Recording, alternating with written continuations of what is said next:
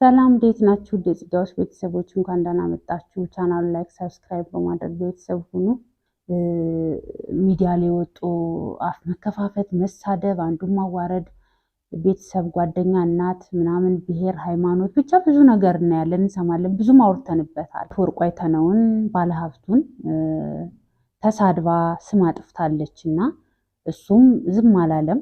እንግዲህ ከሷት ጉዳዩ ወደ ህግ ቀርቧል። እንግዲህ ምን እንደተባለ ጉዳዩ በእሷ ላይ ምን እንደተወሰነባት ባይታወቅም ህግ የያዘው ጉዳይ ሆኗል።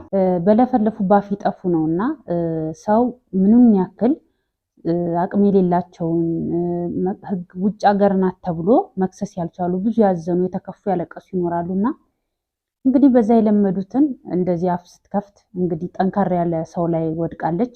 ህግ ጠየቃት። ነገም እንግዲህ ሰው ተው ምናምን ብሎት ሊተዋት ይችላል፣ ማስጠንቀቂያ ተሰጧት ምናምን። ግን እንደው ሶሻል ሚዲያው ላይ ያሉ ለምሳሌ እንደ ዮኒ ማኛ እንደ ሊያሾ ሌሎቹም እንደነ ጂጂኪያ አይነት ሰዎች ሃይማኖት፣ ብሔር እየከፋፈሉ ብዙ ሰዎችን ብዙ ጉዳት እንዲደርስባቸው አስቀያሚ ነገር ሲያረጉ የኖሩ ሰዎች እነሱም ይማራሉ ብዬ ተስፋ አረጋለሁ። በእርግጥ አልተማሩም። ዮናስ ሙሉነህም ወይም ዮኒ ማኛ ከሌሎች ቲክታከሮች ጋር ምናምን ተሰብስቦ እች ሄለን የምትባለውን ሲሳደብ ነበረ እና ስሙን አጠፋች፣ ከሰሳት። እንደ ግለሰብ በግል ጉዳዩ ከሷታል። እሷ የምትጠየቅበት የግል ጉዳይ ነው። ስሙን አጥፍታለች፣ በዛ አግባብ ትጠየቃለች። የውጭ ሀገር ህግ ደግሞ ደስ የሚለው በፍጥነት ነው የህግ ጉዳያችሁ የሚያዘው እና እሱ ጥሩ ነገር ነው። እዚህኛ ኢትዮጵያ እንኳን ቢሆን አይተናል። እነ ሊያሾም ተከሳ ምናምን ተብሎ ይሄው እስካሁን አለች እንዳለች ናት፣ ምንም አልሆነችም። እና ብዙ ሰዎች አሉ እዚህ አይደል እየተሳደቡ ምንም ያልተባሉ ምናምን እና የውጩ ነገር ግን ጥሩ ነው እና ለሌሎቹ መማሪያ ትሆናለች ብዬ አስባለሁ። ግን ምንድነው እዚሁ አጋጣሚ ያነሳሁት አሁን ሄለን እንደዚህ ተከሳ ይቅርታ አለችም አላለችም፣ ተፈረደባትም ተጠይቀችም ምናምን እንግዲህ ምናየው ይሆናል አይደል። ግን ሌሎቹስ ከሷ ምን ይማራሉ? ማለት እንደዚህ የተሳደቡ ሰውን እያዋረዱ ታዋቂ ሰዎችን እያስፈራሩ ባለሀብት የሆነ ሰው እሰድብሃለሁ፣ አዋርድሃለሁ፣ ካልሆነ ግን ብራምጣ ብራምጭ እያሉ የሚያስፈራሩ ብዙ ሰዎች አሉ። መረጃ ይዤብሃለሁ ምናምን። ያው ታዋቂ ወይ ባለሀብቱ ነው አሁን አቶ ወርቁ አይተነው ተብሎ ተወራ እንጂ ብዙ ሴት እህቶቻችን ቪዲዮ ይዤብሻለሁ፣ ቪዲዮ ይዤብሃለሁ እየተባባሉ አረብ ሀገር ያሉ ውጭም ያሉ ኢትዮጵያ ውስጥም ሆነው ገና ወጣት ልጆች ብዙ በደል እየደረሰባቸው ግን ወደ ህግ በወጣም ህጉ ምንም መፍትሄ የለውም፣ ቶሎ አቤቱታ የተሰምቶ ውሳኔ አይሰጠኝም በማለት አንዳንዱ ደግሞ በቃ ወጥቼ ብጠይቅም ማን መፍትሄ ይሰጠኛል በማለት ራሳቸውን ያጠፉ ይኖራሉ። ማናውቀው በቃ ሚስጥሬ ከወጣ ወይ ደግሞ እንደዚህ ከተባልኩኝ ቤተሰብ ከሰማ ጓደኛ ከምጓረድ ምናምን ብለው አንዳንዱ እየተሰደበ ብዙ ጫና ደርሶበት ግን ለመቋቋም ደግሞ ቁሞ ይሄዳል እና ብዙ አይነት ነገሮች አሉ። ይሄ ሶሻል ሚዲያ ያመጣብን ጣጣ ቀላል አይደለም። እንደ ማህበረሰብም በየቀኑ አእምሯችን እየታጠበ ነው፣ ማይንዳችንን እያጠቡት ነው። ሲያጥቡት ደግሞ በምንድን ነው የሚሆነው? ራሳቸው ባመጡት ወንጀልም ወይ ራሳቸው በሰሩት ክፋትም ራሳቸው አይጠየቁበትም። መልሰው መላልሰው ወደኛው ወደ ህዝቡ ነው፣ ከህዝቡ ወጠው ወደ ህዝቡ የሚረጩት ነገር እኛን እየጎዳን ነው። የማህበራዊ ጉዳያችን እንደ ድሮ መከባበራችን እንደ ድሮ አንዱ ሆኖ ሰርቶ መኖር፣ አንዱ ሆኖ ተከባብሮ አንድ ሀገር ላይ መኖር፣ ተከባብሮ በሃይማኖት በብሔር ሳንከፋፈል ተዋልደን ተጋምደን ተዛምደን የኖርን ኢትዮጵያውያን ባህል ካልቸር አለ የምንል ሰዎች እንደ ድሮ ማህበራዊ ሴቶቻችን ራሱ አሁን ተሸርሽረዋል።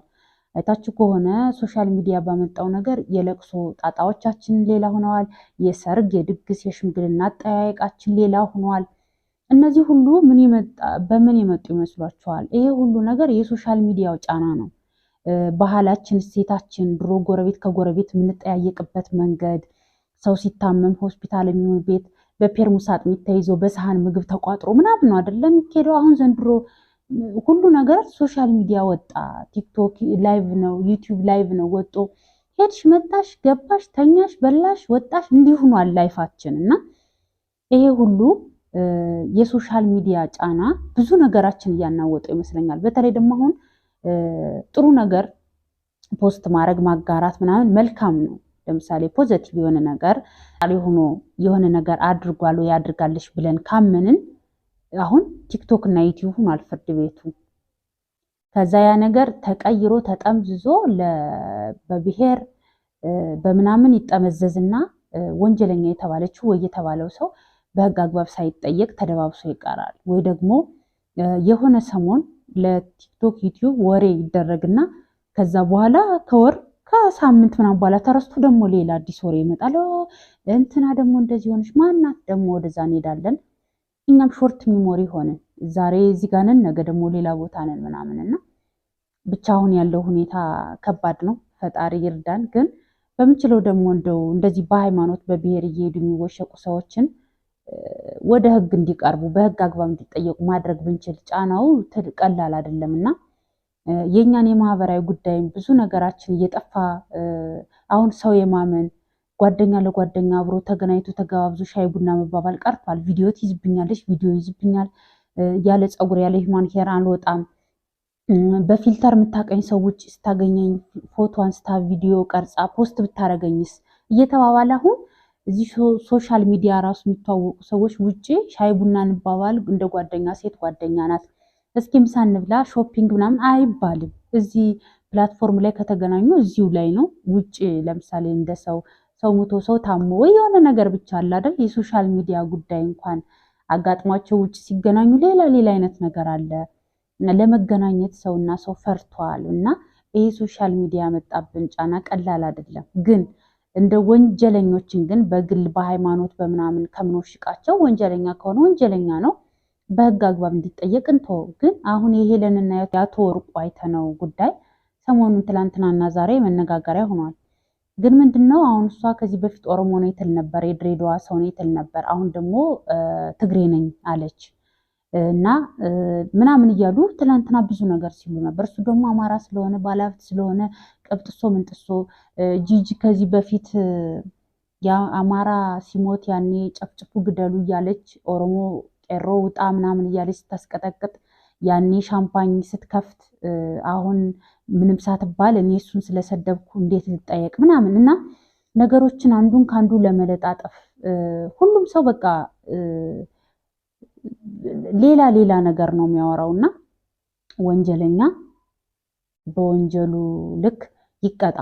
ግን በብሔር በሃይማኖት እየከፋፈልን ምንም አያውቀው ህዝብ ላይ ጫና እያሳደርን እንደው ያለን ሁኔታ ተከፋፍሏልና ብቻ ይሄ ሶሻል ሚዲያ አላቅም ከባድ ነው። መልካም ነገር እንዳለ ሁሉ መጥፎ ይበዛል። እኛም ወደ መጥፎ ስለምናመዝን ከባድ ነው። እናንተ ምን ትላላችሁ? ሀሳብ አስተያየታችሁን አስቀምጡልኝ። ላይክ አድርጉ፣ ሼር አድርጉ። ስለምትከታተሉኝ አመሰግናለሁ።